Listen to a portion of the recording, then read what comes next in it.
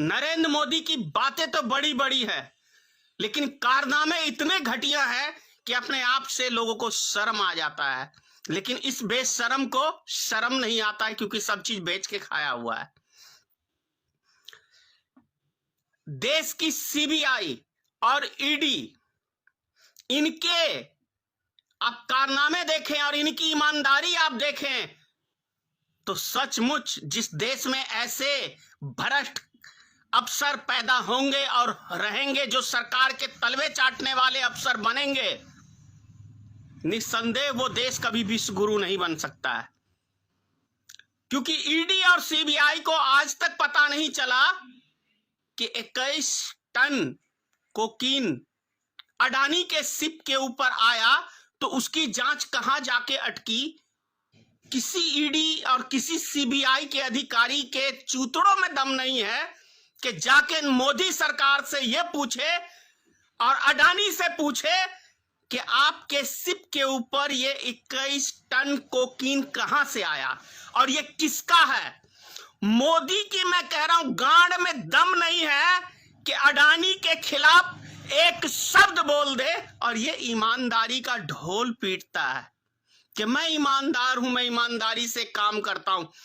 मोदी ने electron bond paper पे कानून बना गया कि इसे जनता को जानने का अधिकार नहीं है कि कौन से बाप मेरे मुझे चंदा देते हैं, कौन से बाप मेरे मुझे कितना खजाना देते हैं और कौन से बाप को मैं कितना सपोर्ट करता हूं, यह जानने का देश की जनता को अधिकार नहीं है। तो ये लोकतंत्र का दुश्मन है, नरेंद्र मोदी की नहीं है, महादुश्मन है इस देश के लोकतंत्र का।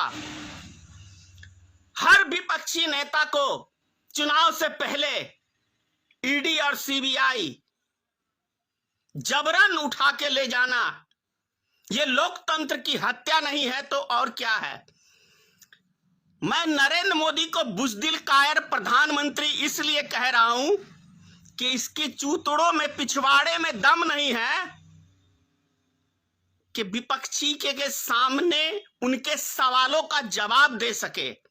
ये चुनाव मैदान में आमने सामने जाके बात करने की इसमें दम नहीं है, इसमें दम नहीं है मीडिया में कभी प्रेस कॉन्फ्रेंस करने की।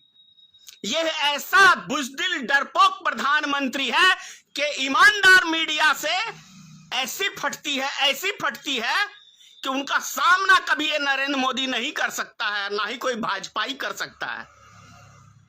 क्योंकि ये असल में सबसे बड़ा डाकू और लुटेरा, और डर उन्हीं व्यक्तियों को होता है जो कहावत है ना कि चोर की दाढ़ी में तिनका।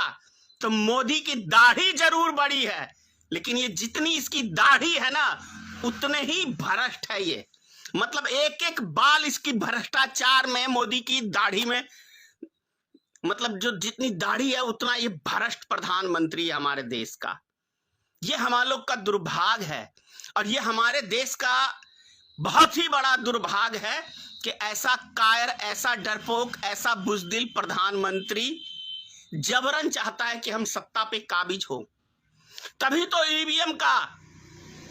ईवीएम का सहारा लेके ये चुनाव जीतना चाहता है, ईडी और सीबीआई का सहारा लेके ये चुनाव जीतना चाहता है। क्योंकि काबिलियत कुछ नहीं है तो करोगे क्या, ईडी और सीबीआई का ही तो सहारा लोगे। मोदी जी शराब घोटाला क्या, अजीत पवार के ऊपर तो आपने 70,000 करोड़ घोटाले का आरोप लगाया था ना, फिर उसको अपनी गोद में बिठा कैसे लिया। तुम ईमानदार हो कैसे हो। देश में जितने भ्रष्टाचारी व्यक्ति हैं वो सारे आज भारतीय जनता पार्टी की गोद में बैठे हुए हैं, तो कैसे ईमानदारी का ढोल पीट रहे हो। और हमारे देश की सबसे बड़ी दोगली मीडिया आज तक न्यूज नेशनल, ये क्या कहते हैं, जी न्यूज, एबीपी न्यूज, ये जितने इनके मालिक हैं इतने बड़े लुटेरे और डाकू हैं, और ये मीडिया के नाम पे ऐसी भड़वागिरी करते हैं जिसकी कोई सीमा नहीं है। सच्चाई से दूर दूर तक का कोई इन मीडिया वालों को रिश्ता नहीं है। और ये हाँ, अभी मैंने देखा था एक लाडली मीडिया, मोदी की मीडिया कैसे नाच रही थी, कैसे बलखा रही थी। अंजना ओम कश्यप और जितने भी इनके लाडली मीडिया के सदस्य थे, कभी देखी आप लोग ने दुनिया में कभी सरकार के आगे कुत्ता भी इतना दुम नहीं हिलाता होगा जितना आज के टाइम में आज तक की एंकर हिलाती है, आज तक के एंकर हिलाते हैं, एबीपी के एंकर हिलाते हैं। इन्होंने तो कुत्तों को भी फेल कर दिया इन मीडिया वालों ने, जितने ये साले दुम हिलाते हैं सरकार के आगे। कहीं कोई शर्म है ही नहीं बचा हुआ। अब आप कहोगे कि भाई ये गाली शब्द अच्छा नहीं है, क्या करूं? सामने होता तो सालों को जूते मारता। मैं मजाक नहीं कर रहा हूं, मैं जूते मारता ऐसे मीडिया वालों को और ऐसे इनके मालिकों को। ये मीडिया के नाम पे कलंक है और देश को गुमराह करने का, देश को बलगलाने का, देश की जनता से सच्चाई छुपाने का यदि किसी ने काम किया है तो हमारे देश की इस गोदी मीडिया ने किया है, मोदी मीडिया ने किया है। अरे भैया, पैसा ही अगर इतना ही शौक चढ़ गया था तो इस लाइन में नहीं आते, वेश्या लाइन में जाते तो उसमें कम से कम एक सम्मान तो मिलता कि तुम वेश्यागिरी का धंधा करते हो। लेकिन नाम रख रखा है तुमने ईमानदारी का कि हम देश को सच्चाई बताते हैं, देश को रूबरू कराते हैं, लेकिन उसके पीछे इतना घटिया हरकत, इतना कि कुछ कल्पना नहीं कर सकते हम लोग। और आम लोग सीधे साधे, उनको क्या पता कि हमारे देश की जनता ही हमें लुटवा रही है, हमारे देश की माफ करना, हमारे देश की मीडिया ही हमें लुटवा रही है। इनके मालिक दलाल हैं, सरकार के दलाल हैं, और ये चाटुकारिता की हर सीमा पार करके बैठे हुए हैं। जी तो करता अगर मेरे सामने होते ना इस मीडिया के मालिक सुभाष चंद्रा को, तो दे जूते मारता मुंह पे और पूछता क्या मीडिया का कर्तव्य होता है। तभी तो 75,000 करोड़ माफ हो जाता है। भाई दलाली करोगे तो माफ तो होगा ही। मोदी को तो दलाल को तो खुद ही दलाल है, अडानी और मुकेश अंबानी का। तभी तो जामनगर का एयरपोर्ट इंटरनेशनल हो गया उसके बेटे की शादी में। कमाल है ना।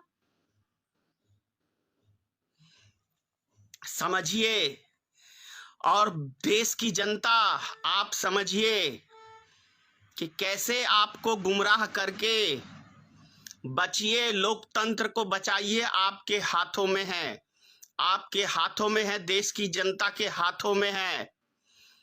ऐसे भ्रष्ट, ऐसे तानाशाह, ऐसे डरपोक, जो चीन हमारा जमीन कब्जा कर लिया, उसके ऊपर बोलने के मोदी के पिछवाड़े में जरा भी दम नहीं है। ना ही किसी भारतीय जनता पार्टी के सदस्यों में दम है कि एक शब्द बोल दे, क्योंकि चीन तुम्हारा बाप है ना। कैसे बोलोगे? बाप के विषय में कोई थोड़ी ना बोलता है। उद्योगपति भी तुम्हारे बाप ही होंगे भारतीय जनता पार्टियों के, तो बाप के विषय में कैसे बर्दाश्त करोगे? बोलो अडानी हमारा बाप, मुकेश अंबानी हमारा बाप, बोलो। और खुल के क्यों नहीं बोलता नरेंद्र मोदी दल्ले?